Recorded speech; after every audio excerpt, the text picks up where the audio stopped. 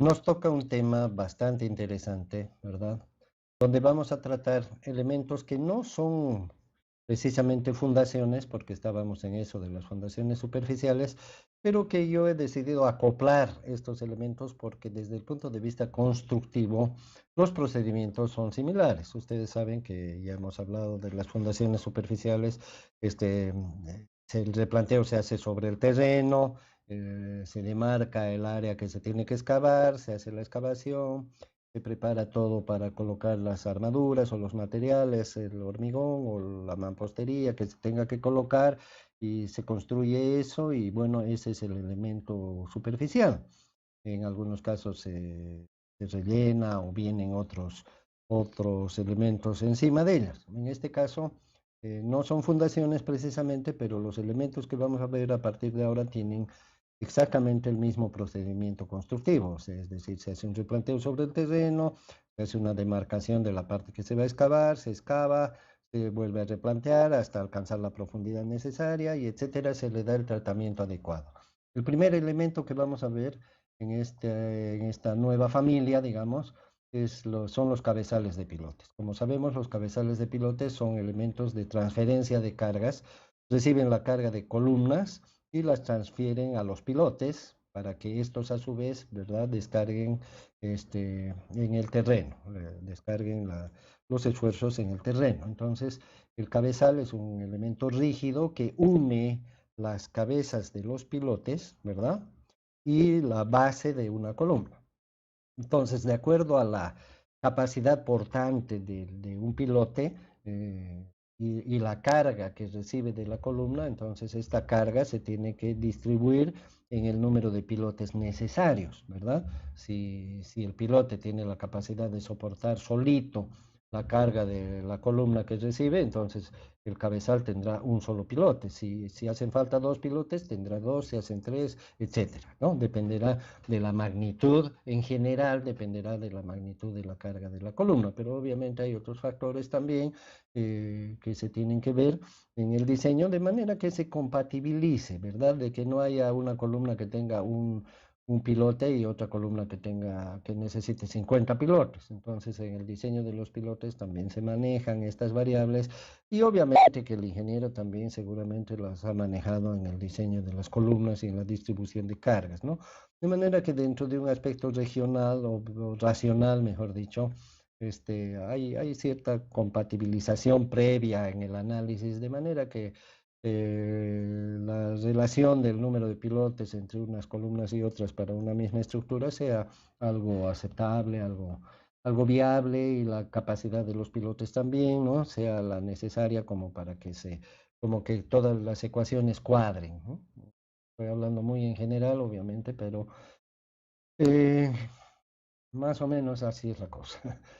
Eh, para el replanteo de los pilotes, de los cabezales, perdón, es muy importante la precisión, porque se darán cuenta que si estoy hablando de que la carga de la columna se tiene que distribuir en un X número de pilotes y estos pilotes también tendrán que estar distribuidos de tal manera que la resultante de la capacidad portante de los pilotes, porque van a ser fuerzas verticales supuestamente que se están oponiendo a la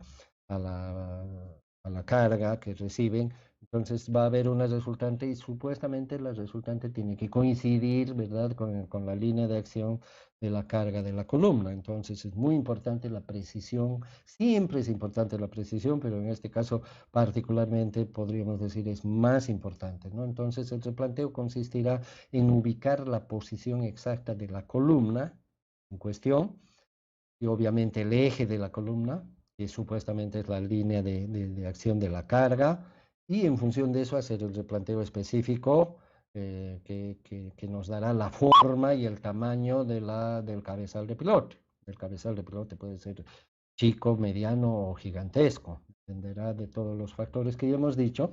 Y normalmente la forma del cabezal de pilote, si estamos hablando en planta, tiene relación con el número de los mismos. Si hay cinco pilotes, generalmente la forma es pentagonal, si hay tres pilotes es triangular, etcétera, ¿sí?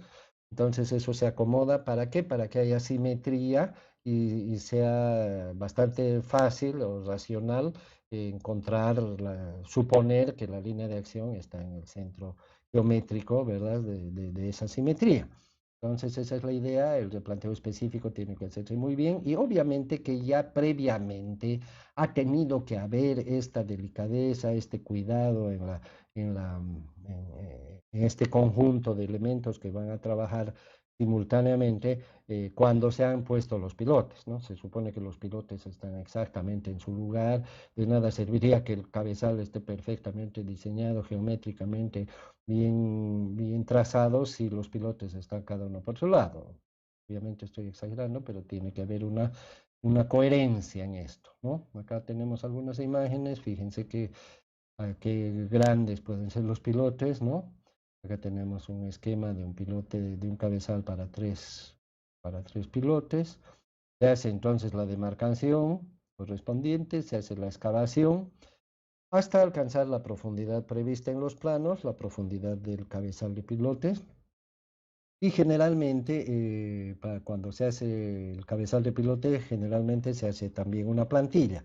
Y esta plantilla suele tener 10 centímetros de espesor. Entonces la excavación se la hará hasta esos 10 centímetros, ¿sí?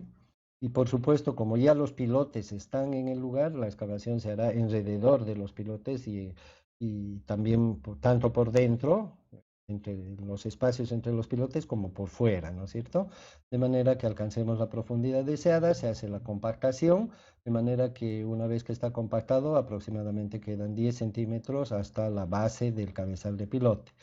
Y como están los pilotes ahí, ¿verdad? Como están los pilotes, entonces se hace un picado de todo el hormigón sobresaliente del nivel que hemos dicho de la plantilla. Entonces todo lo que está por encima de ese nivel se pica, el hormigón de los pilotes. Esto es muy importante, el picado, muy importante, por eso es recomendable construir los pilotes lo más pronto posible, o no digo, perdón, los cabezales de pilotes lo más pronto posible para que el hormigón no presente mucha oposición a su picado. Picar quiere decir demoler, ¿no es cierto? Entonces demolemos el hormigón de los pilotes hasta dejando las armaduras longitudinales del mismo desnudas.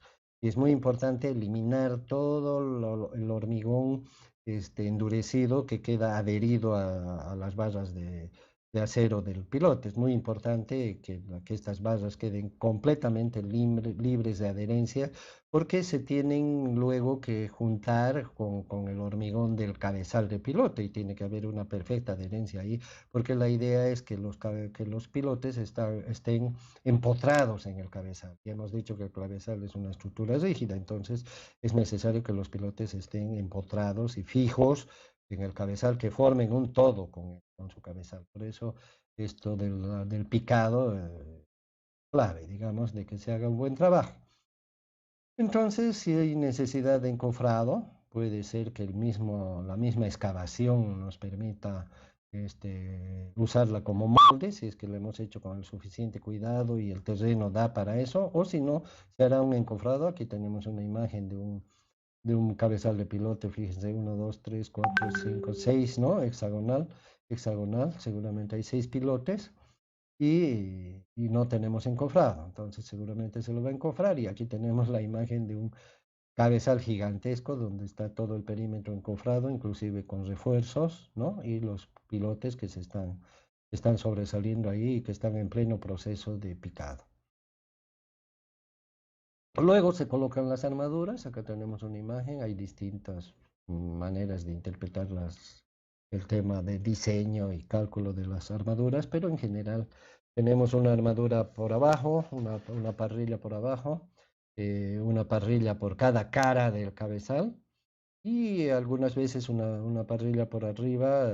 Cuando digo parrilla quiero decir barras cruzadas entre sí, o en otros casos cuando se arma, como se ve en la imagen esta, se llama tipo bielas. Las armaduras están tipo bielas, es decir, que las barras de acero van entre pilote y pilote. Fíjense que aquí en este ejemplo, en este dibujo, los pilotes son chiquitingos, ¿no? Es decir, de pequeño diámetro, ¿no? De pequeño diámetro. Entonces la armadura del cabezal llega a ser en realidad una jaula, ¿no? Donde el propio elemento está rodeado de acero por arriba, por abajo y por todos los costados. según la manera como lo haya diseñado el proyectista.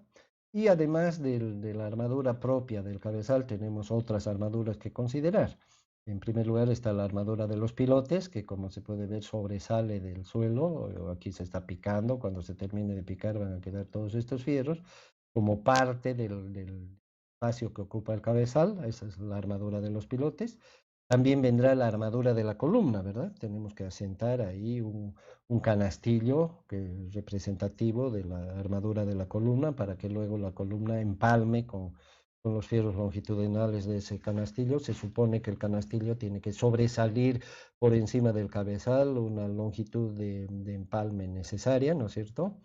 Y también tenemos la armadura de las vigas que llegan al cabezal, ¿no? Hay casos en que al cabezal llegan vigas, como se puede ver aquí, ¿no? Hay una viga acá, hay otra viga acá, distintos tipos de vigas se llaman, aquí se lee viga de riostra, vigas de ariostramiento, y también hay otro tipo de vigas que se llaman vigas de equilibrio, que las vamos a ver ahora, que llegan o salen del cabezal. Entonces, todas esas armaduras forman parte del fierro, del acero, del cabezal. Por supuesto que se tienen que respetar las longitudes de empalme, longitudes de anclaje, etcétera. Y lo que dicen los planos. Una vez que están todas las armaduras, aquí se citan los diferentes casos, se hace el hormigonado, ¿verdad? El hormigón. Y queda el bloque rígido, macizo, con todas sus armaduras que salen de él, visibles. Otro caso son las vigas de equilibrio, que son uno de los tipos de vigas que llegan a los cabezales, ¿sí? Estas vigas de equilibrio, como su nombre lo indica, sirven para equilibrar los casos en que hay asimetría, como acá se ve una asimetría en las columnas también, es decir, en las zapatas también se usan vigas de equilibrio cuando hay momentos con los cuales no se puede equilibrar la zapata sola porque la carga de la columna está acá y la sumatoria de las fuerzas de reacción de la zapata, es decir, del suelo. La sumatoria probablemente está acá, de acuerdo al área de la zapata y a su forma. Entonces hay una excentricidad entre la carga actuante y la carga reaccionante. Hay una excentricidad y por lo tanto se genera un momento.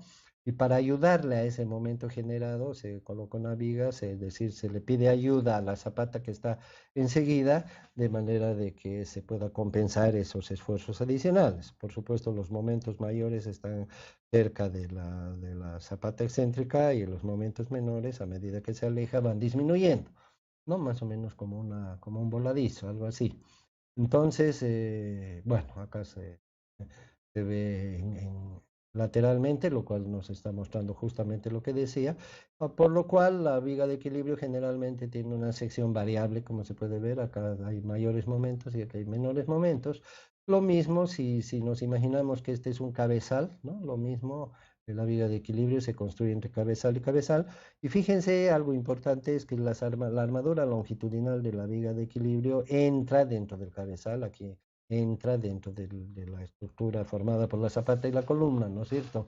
Entonces, en el caso acá se ve la foto, fíjense, la armadura de este elemento longitudinal de esta viga está entrando dentro del cabezal, ¿no? Lo mismo al otro lado se llega a ver y aquí también en esta otra punta se llega a ver otro elemento longitudinal donde las armaduras vienen y penetran dentro del cabezal. Entonces, esos son detalles importantes, pero la construcción misma relativamente sencilla.